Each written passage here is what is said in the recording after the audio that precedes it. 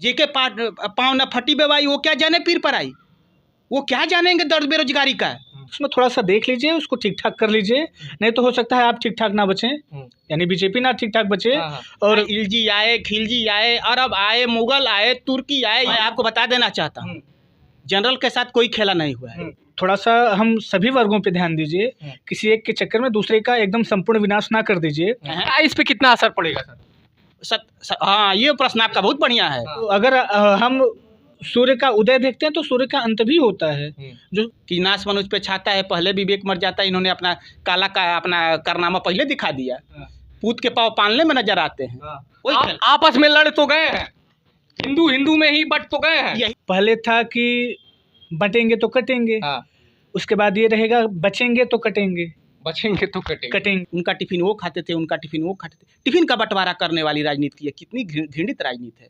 वो कभी सत्ता में नहीं आए, ऐसे गए कि कभी वापस नहीं आए। जब नाश मनुष्य पे छाता है, पहले विवेक मर जाता है। नमस्कार दोस्तों, आप देख रहे हैं संकेत एडिटी। जैसे कि एक यूजीसी जो आया है उस पर विवाद काफ़ी बढ़ गया है, आपस में लड़ गए हैं। जो पार्टी ये कहती थी कि सबका साथ सबका विकास, बटोगे तो कटोगे, वो पार्टी एक यूजीसी लगती है और अपने में ही सब बढ़ जाते हैं। यहाँ हर जात धर्म सब हैं, लेकिन आपस में किस तरह से बढ़ गए हैं, हम इस पर बात करते हैं। यूजीसी कितना सही है और कितना गलत है, इस पर हम बात करेंगे। सर क्या नाम है? पंकज राय। कितना सही है यूजीसी, इसका कितना प्रभाव पड़ेगा और इसको लाने का मंशा क्या था?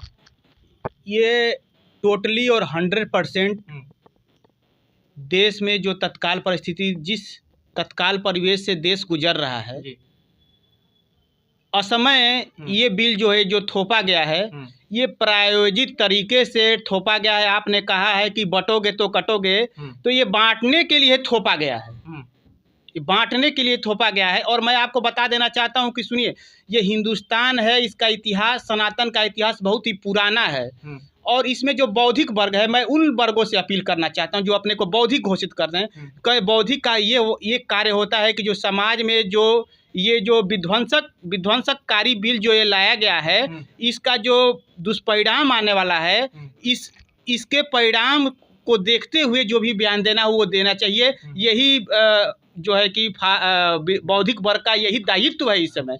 और ये हिंदुस्तान जो है कि वैसे कि मतलब कि मेरा अज़्म इतना बुलंद है, ये मेरे भारत के लिए है कि मेरा अज़्म इतना बुलंद है कि पराए सोलों का डर नहीं है। और कुछ बात है कि हस्ती मिटती नहीं हमारी, सदियों रहा है दुश्मन दौरे जहां हमारा। इलजी आए, खिलजी आए, अरब आए, मुगल आए, तुर्की आए, ईरानी आए, तुरानी आए, न जाने कितने कितने लोगों की निगाहें इस हमारे सोने के चिड़िया पर पड़ी रही।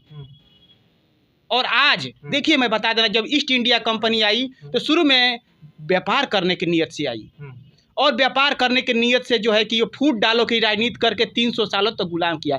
आज ये जो लोग हैं गुजराती, और मैं स्पष्ट करना चाहता हूँ, इन लोगों की संख्या कम है। गुजरात में पढ़ाई नहीं होती है, हमारे यहाँ पढ़ाई होती है। चाहे यहाँ जो जेन्युइन है, जो है यहाँ हर घर में हर घर का लड़का, शैलेश भैया, हर घर का लड़का हमारे साथ, शैलेश भैया हमारे सीनियर बैठे हैं, शैलेश यादव जी, क्या प्रेम है हम लोगों का। आशीष पाल जी बैठे हैं। तो हमारे हर घर में ग्रेजुएशन जो है कि हमारे पूर्वांचल में, उत्तर प्रदेश, बिहार में हर घर का लड़का बीए यूनिवर्सिटी में जाता है, यूनिवर्सिटी का मुख देखता है। गुजरात में 10 से ज़्यादा कोई नहीं पढ़ता है, वहाँ केवल व्यापार की खेती होती है। हमारे यहाँ कृषि होती है, वहाँ केवल व्यापार होता है। तो जो है दूसरे के दर्द, जेके पाँव न फटी बेवाई, वो क्या जाने पीर पर आई, वो क्या जानेंगे दर्द बेरोजगारी का, वो मुफलिसी का दर्द क्या जानेंगे। ये लोग जो व्यापारी करके वो पूरे हिंदुस्तान के आवाम को गन्ने के जूस की तरह से निचोड़कर पूंजीपतियों को मजबूत करने का जिनका नियत है, जिनकी केवल और केवल एकमात्र केवल सोच है कि पूंजीपतियों को कैसे मजबूत किया जाए। देश के मुद्दे जो तत्काल जो ज्वलंत मुद्दे हैं, अब इन लोग का मुद्दा जो है कि सारे मुद्दे खत्म हो गए। मंदिर, न जाने कितने मंदिरों को तोड़वाए इसी मुद्दे के चक्कर में। अब ये लाशों की राजनीति करने वाले लोग ये लोग लाए हैं, जिससे कि समाज में विध्वंस पैदा हो, नफरत पैदा हो, और इनकी जो है कि राजनीतिक व्यवस्था चलती रहे, पूंजीपतियों की पूंजीपति व्यवस्था चलती रहे, और जो है कि देश के जनता का, देश के युवाओं का, आवाम का मूड माइंड चेंज करने के लिए और नफरत का आंदोलन पैदा करने के लिए ये बिल लाया गया है। ये 100% रॉन्ग है। जनरल के साथ कहीं ना कहीं खेला हो गया। वो तो सोच रहे थे कि कोर वोटर है और अगर आज जनरल ही रोड पे आ गया है, इसके विरोध में बीजेपी सरकार है, बीजेपी की ही सत्ता है और उसके बाद जनरल अगर मैं आपको बता देना चाहता हूँ, जनरल के साथ कोई खेला नहीं हुआ है। मैं आप ही को बताना चाहता हूँ, बौद्धिक वर्ग है। हमने कहा कि मेरा आज़म इतना बुलंद है कि पराये सोलो का डर नहीं है। हम लोग वो वर्ग हैं जिसने इस सनातन व्यवस्था का पोषण किया है। जनरल के साथ कोई खेला है और कभी नहीं खेला होगा। मेरा आज़म इतना बुलंद है कि पराये सोलो का डर नहीं, और कुछ बात है कि हस्ती मिटती नहीं हमारी, सदियों रहा है दुश्मन दौरे जहां हमारा। कोई आपस में लड़ तो गए हैं, हिंदू में ही बट तो गए हैं। यही तो यूजीसी बिल का जो है कि वो है। यूजीसी बिल इसीलिए लाया गया है, लड़ाने के लिए। तो इसमें जो है कि मैं प्रबुद्ध वर्ग से आह्वान करना चाहता हूं कि आप लोग जो है कि इसमें धैर्यता का परिचय दें। बच्चों में जाति देखा जा रहा है, बच्चों में जो जाति को खोजा जा रहा है, तो इसीलिए तो खोजा जा रहा है। ये बिल इसीलिए लाया जा रहा है। टिफिन का बताइए, हम लोग 5, 6, 7, 8, 9, 10, 11 बार BA BSc तक पढ़ते थे। हम लोग यूनिवर्सिटी में जाते थे, हमारे आशीष भाई हैं, हम लोग अपने प्रेम रहता था, उनका टिफिन वो खाते थे, उनका टिफिन वो खाते थे। टिफिन का बंटवारा करने वाली राजनीति की है, कितनी घृणित राजनीति है।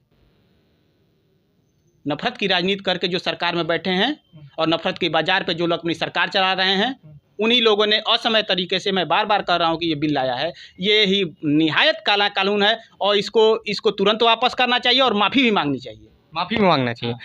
सर, क्या नाम है आपका? मेरा नाम आशीष कुमार पाल। क्या देख रहे हैं, ये बिल लाने के पीछे क्या मंशा है?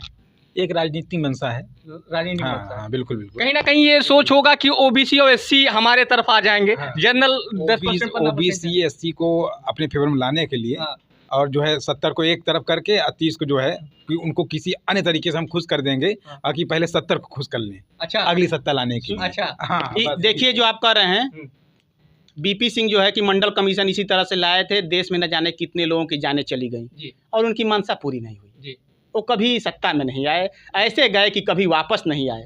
हाँ, BP सिंह ने मंडल कमीशन लाया, वो ऐसे चले गए कि कभी वापस नहीं आए। जब नाश मनुष्य पे छाता है, पहले विवेक मर जाता है। जिसका नाश होना होता है उसका विवेक मर जाता है। और ये सब ये काला चिट्ठा, इनका नीयत जो है कि सामने आ रही है। अध्यादेश लाने में माहिर है मोदी जी। हाँ, वही अध्यादेश लाएंगे जिससे उनके पूंजीपतियों को फायदा हो और देश की जनता को गुमराह करने वाला अध्यादेश। नीयत सही नहीं है ना, नीयत सही नहीं है। नीयत सही नहीं है। अगर अध्यादेश आता है तो क्या होगा? आज मैं जनरल और उसकी बात नहीं कर रहा हूँ। आज देश की अर्थव्यवस्था कहाँ चली गई, आज बेरोजगारी की दर कितनी बढ़ गई है। विदेशों में डंका तो बज रहा है, वो लोग तो कहते हैं कि विदेशों में डंका बज रहा है। काफी होल्डिंग आप देखे भी है। ये तो आपकी देन है। ये आपकी देन है, ये हमारी देन है। आपकी देन है। क्या देख रहे हैं सर, ये पूरा मुद्दा कहाँ देख रहे हैं? हिंदू एक है, हिंदू बट गया। हमें सिर्फ इतना कहना है कि जाति मतलब क्या कहते हैं, धर्म निरपेक्ष, पंथ निरपेक्ष, जाति निरपेक्ष होना चाहिए। जो भी कानून आए सबके हित में हो, सबके हित में हो। बस एक लाइन में हमारा बस इतना सब कहना है। सर, ये बताइए कि अगर कोई झूठा केस डाल रहा है बाई चांस किसी पे, अगर ये पता चल जाता है कि झूठा केस है, उसके बाद क्या होगा? झूठा केस हम देखिए, आप जिस मुद्दे को जहां लेके जाना चाहते हैं कि झूठा केस सच्चा केस, वो मतलब नहीं है। हम पहले आपके माध्यम से ये कहना चाहते हैं कि जैसे सुप्रीम कोर्ट ने इस पे स्टे लगाया है, आप पत्रकार लोग हैं, आप जो है कि इस समय देश में जो माहौल बिगड़ने वाला है, ये सब बात करेंगे। कोई एक पक्ष दूसरा कहेगा, कोई दूसरा पक्ष दूसरा कहेगा। तो इस समय ये बात है कि जो है कि सौहार्दपूर्ण वातावरण बनाने की ज़रूरत है। हाँ, पूरा मैटर कहाँ देख रहे हैं? अगर अध्यादेश आया तो क्या होगा? अध्यादेश आया तो फिर वही होगा जो UGC के आधार पे होना चाहिए। भाई अभी हम लोग सामने तो हैं ही, फिर जो बन पड़ेगा वो देखेंगे, पहली चीज़। दूसरी चीज़ यही है कि अगर बीजेपी वालों को थोड़ी सी बुद्धि हो, बुद्धि तो है फिलहाल, तभी यूजीसी आया है। महादेव उसमें थोड़ा सा सद्बुद्धि प्रदान कर दें कि अगर चाहते हैं, SC/ST एट्रोसिटी एक्ट तो पहले से था ही, इसको लाने की हमारे हिसाब से तो कोई ज़रूरत थी नहीं, लेकिन अगर आप ला रहे हैं तो कम से कम इतना तो कर लीजिए कि इस चीज़ से, इस एक्ट से किसी सवर्ण व्यक्तियों को या फिर सवर्ण जाति को कोई दुष्प्रभाव ना पड़े। आप लाएंगे तो है ही, लेकिन इस प्रकार से लाइए ना कि वह आपके फायदे में हो, आपके नुकसान में हो जाए तो क्या ही मतलब है। आप भाई अभी तो M और Y चलता था, जो भी अध्यादेश आते थे, जो भी एक्ट आता था, सब इसी पे होता था। अब आप 70-30 हो गए हैं, तो आप ये ना सोचिए कि आप 70 को मैनेज कर लेंगे, 30 मैनेज हो जाएगा। यह आपका भ्रम है और यह दिवा स्वप्न के समान है कि आप सोचते हैं वो होगा नहीं। ठीक है, आप चूंकि आपका व्यापारिक दिमाग है, वह इसमें नहीं चलेगा, क्योंकि यह व्यापार नहीं है, यह समाज है और हम समाज के कहीं ना कहीं एक प्रकार से पोषक हैं। तो अगर हम पोषक हैं तो आप शोषक ना बनाइए ना। कोर वोटर माने जाते थे आप, कहाँ चला गया उनका कोर वोटर? जो मतलब ये कहा जाता था कि कहीं ना कहीं बीजेपी के ये हैं, अब क्या होगा? पहले ऑप्शन क्या है आपके पास? पहले था कि बटेंगे तो कटेंगे, उसके बाद ये रहेगा बचेंगे तो कटेंगे, बचेंगे तो कटेंगे। अब बचने के लिए फिर कुछ ना कुछ आत्मरक्षार्थ कुछ ना कुछ तो करना पड़ेगा। तो वही है कि देखा जाएगा। फिर अगर यूपी में कहीं ना कहीं 27 में चुनाव है, उसको लेकर यूजीसी का कितना प्रभाव पड़ेगा? योगी जी हैं, तो अगर यूपी की बात करें तो हम माननीय योगी जी से एक ही निवेदन करना चाहें, और यह निवेदन थोड़ी सी कठोरता के साथ रहेगी कि आप थोड़ा सा हम सभी वर्गों पे ध्यान दीजिए, किसी एक के चक्कर में दूसरे का एकदम संपूर्ण विनाश ना कर दीजिए। आप किसी एक व्यक्ति को एक रस्सी में बांध के कुएं पे खड़ा करके किसी दूसरे व्यक्ति को उसी के आधार पे अंधे कुएं में डाल देंगे, जहां पता नहीं किस प्रकार की संभावना हो। आदमी जब मर ही जाएगा तो फिर क्या मतलब निकलेगा। और हमारे लिए अगर जाति पे बन आए उसको छोड़ दीजिए, अगर हमारी इज्जत पे बनाएगा, एक प्रकार से हम सामाजिक अगर नष्ट ही हो जाएंगे तो फिर जीने का क्या मतलब रहेगा। अभी भी बीजेपी के पास 2 मुद्दा है, ज्ञानवापी और कृष्ण जन्मभूमि, लेकर आएंगे जनरल का वोट पा जाएंगे।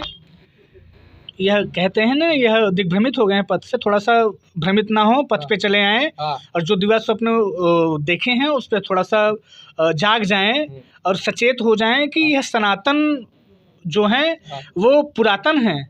तो अगर हम सूर्य का उदय देखते हैं तो सूर्य का अंत भी होता है, जो जिसको हम सूर्यास्त के रूप में देखते हैं। तो यहाँ कोई स्वयंभू नहीं है, जो भी है वह आज है तो कल नहीं रहेगा।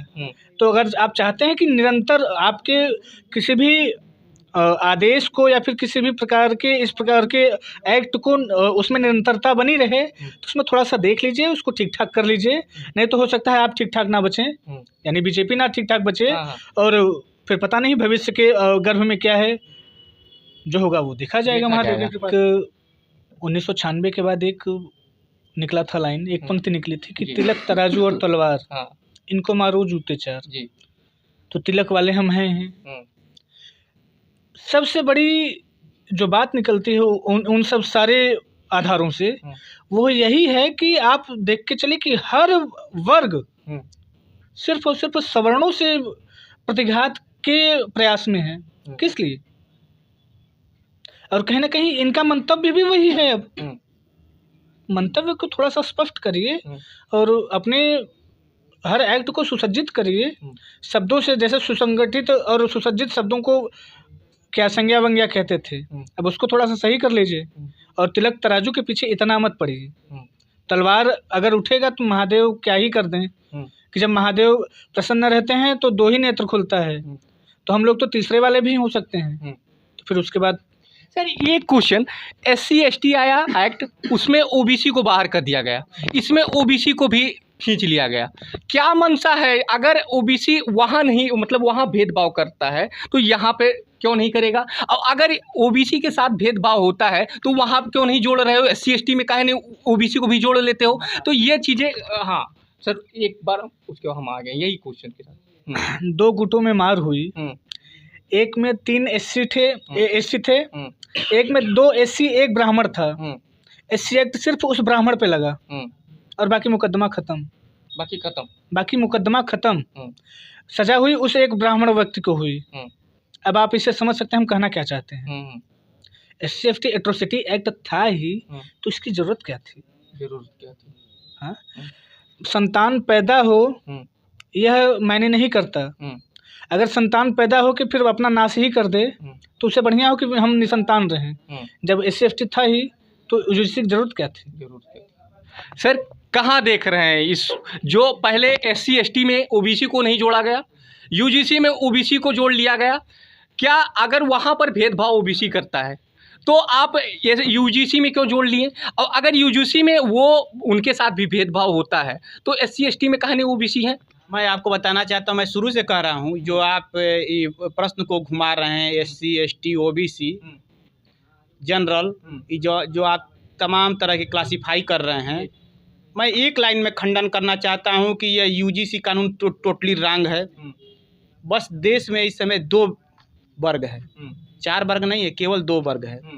एक तो पूंजीपाती कैपिटलिस्ट हैं और एक जो है कि मध्यम वर्ग। और देश में इस समय जो है कि जो गुजरात लॉबी को फ़ायदा पहुंचाने के लिए देश को दिग्भ्रमित किया जा रहा है।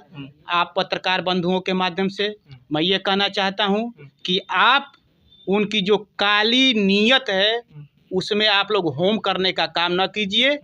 आप ये प्रश्न जो आप कर रहे हैं SC/ST OBC, ये प्रश्न पूरा टोटली रॉन्ग है, टोटली रॉन्ग है। ये असमय देश के ऊपर UGC काला कानून केवल देश को विभाजन करने के लिए किया जा रहा है और इसके मैं आंकड़ों पर आपके ऊपर कोई उत्तर नहीं दूंगा। सर काफ़ी लोग इसके पक्ष में भी हैं कि आना चाहिए, आप इस पर कहाँ देख रहे हैं? काफ़ी लोग इसके पक्ष में भी हैं। काफ़ी लोग तो बेरोजगारी दूर करने के पक्ष में है, तो वो कहाँ दूर हो रहा है?